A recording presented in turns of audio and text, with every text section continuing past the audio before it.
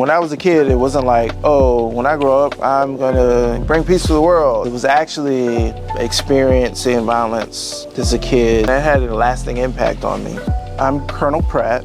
Just in general, conflict is just part of being in society, part of being in community with each other. Because of the history of Richmond and the broader history of the United States, people are living in situations where there are systemic injustices, institutional injustices that create an environment where they're more likely to deal with stress and trauma. And because of that, violence becomes more likely. We have this expertise in conflict resolution and nonviolent problem-solving skills and doing workshops with the community around those things and helping people understand themselves and how to interact with each other in a more constructive way that allows people to build community and solve their problems in a way where there's more connection and less division. One of the things that's been really exciting is the work that we've been doing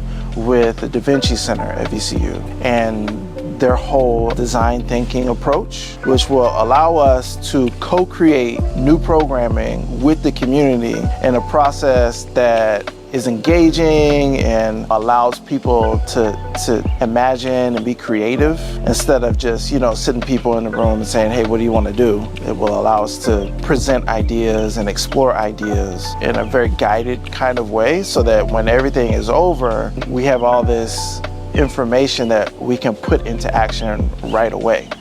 There's all these technologies that are available to us, and so it's been exciting to kind of think, okay, well, how can we leverage these things? And then in the relationship with VCU, just seeing that there's so much expertise there and people who are able to bring new perspectives and bring resources to the table that we just don't have. And just thinking about, okay, wow, we could really do something different and new and enlarge our impact. We can take what we've done and the expertise that we've gained from that and create something that we can offer online that people can do in a kind of self-paced format, but also offer something where like I could do a virtual workshop and still offer in-person workshops and just broadening the way that people can access what we have to give. We also want to incorporate research, and that's a big part of the partnership that we're forming with VCU. Exploring how can we take what we're doing and what we're offering in Richmond and allow people outside of Richmond to see what we're doing and learn from it and see whether what we're trying to do would apply in a different context. They can take what we've learned and adapt it to the community they're working in. Research allows us to take the things that we're learning and save it and present it in a way that other people can really see that this is not just really unique to Richmond and it won't work anywhere else. And it's exciting also because we get to draw in college students. Being in academia, they have this breadth of knowledge that gives them ideas and perspectives that we miss out on because we're very focused on what we do.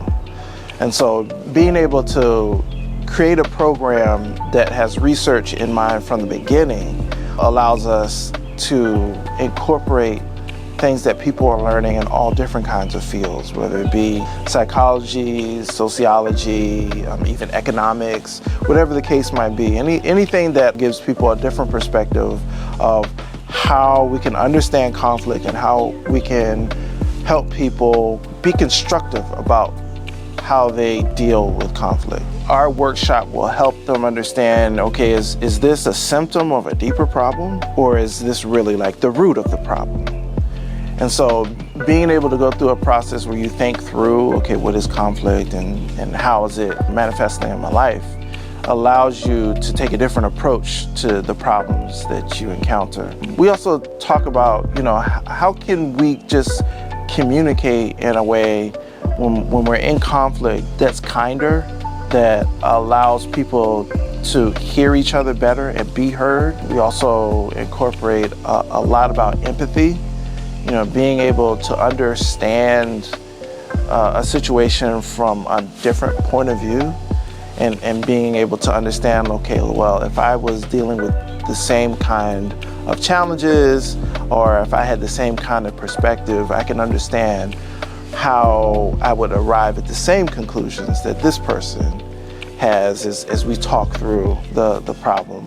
But then, there's also understanding trauma and understanding that people experience things throughout their lives that have a lasting impact on them and can have an impact where the way that they understand the world, understand people, understand things that are happening is impacting by an event in the past. And understanding that when you're interacting with someone, those things can be at play and those things can influence the interaction that you have with them. I was born in Richmond, and it's interesting, it's like there's a rubber band attached to me that just snatches me back to the Richmond area. We've been in Tennessee, West Virginia, New Mexico, went overseas to China, Japan, and like after all those experiences, it's like something just draws me back to this area. When you think about violence in Richmond and you think about, for example,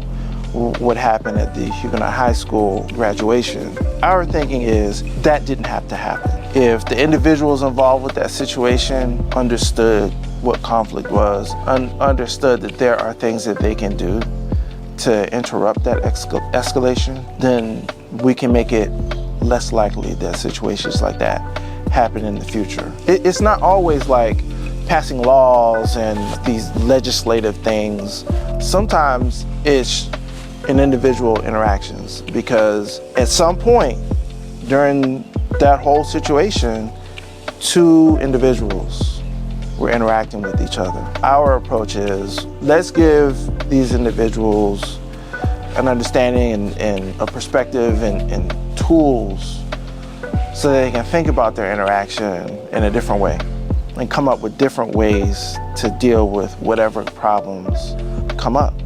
And if we can do this in individuals, this will radiate out to families, and then this will radiate out to communities until it reaches the whole city, the whole state, the whole region, so it can have this ripple effect that brings about peace and empathy and understanding, so that the dream of when violence is not something that we just accept, but something that's rare, can become a reality. When I was a kid, it wasn't like, oh, when I grow up, I'm gonna bring peace to the world. It was actually experiencing violence as a kid. Some of it was directed at me, some of it was because of me.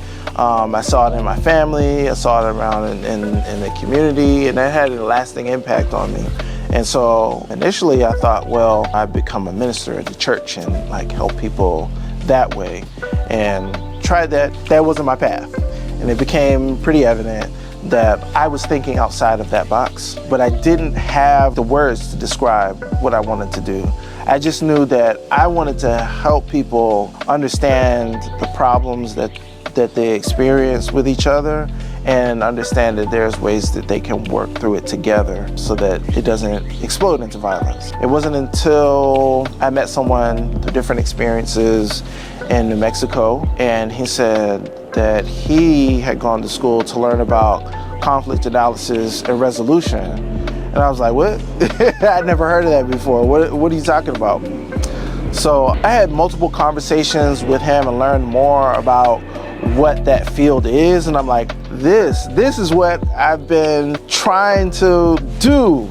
Like this is giving me the language that I need to describe the passion that I have to help people solve their problems without resorting to violence. If I think about my life, I would not be who I am today had it not been for different people in the communities I was blessed to be a part of. It's such a central part of how we become who we are. Human beings are just social creatures naturally. We love interacting with each other. We're drawn to it just out of like instinct. Community allows us to fulfill that instinct to be together, but on a level that's mutually enriching. It's really like this source of light that can spread if we understand how precious it is and how we each have a responsibility to do what we can to contribute to the community and help it grow from generation to generation. It gives me energy,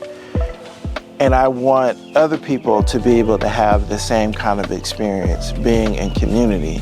And that comes from understanding that, you know, we're all different. We all bring things to the table that are unique because of our background, because of our experience and our knowledge, and that we need to make a place for everybody, because when we do, we all benefit. So that to me is what community is really about. Reach out, let's connect, let's talk.